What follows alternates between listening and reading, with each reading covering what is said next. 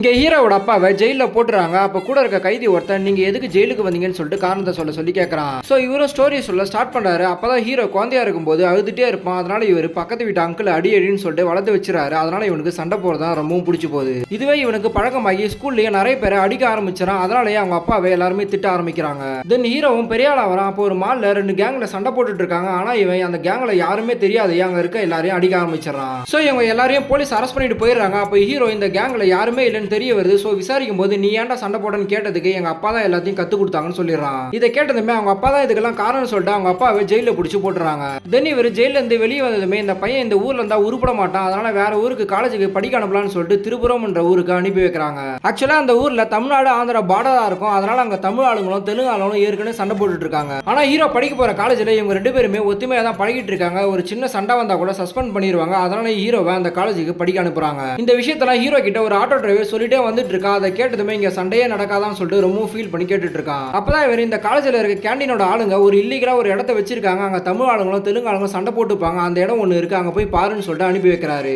So இவனும் போய் பாக்குறாங்க. தமிழ் ஆளுங்களும் தெலுங்கு ஆளுங்களும் செம சண்டை போட்டுட்டு இருக்காங்க. அதை பார்த்ததுமே இவனும் சண்டை போட ஆரம்பிச்சிடறான். அப்பதான் ஹீரோயினை முதல் தடவை பாக்குறான். இந்த பொண்ணுக்கு போய் ஃபைட்னா ரொம்பவும் பிடிக்கும் தெரிய வருது. அதை பார்த்ததுமே இந்த பொண்ணு ரொம்பவும் பிடிச்சு போகுது. ஆனா ஹீரோயின் ஒரு தமிழ் பொண்ணு, ஹீரோவோ தெலுங்கு பையன். இது தெரியாம ஹீரோயினை லவ் பண்ண ஆரம்பிச்சிடறான்.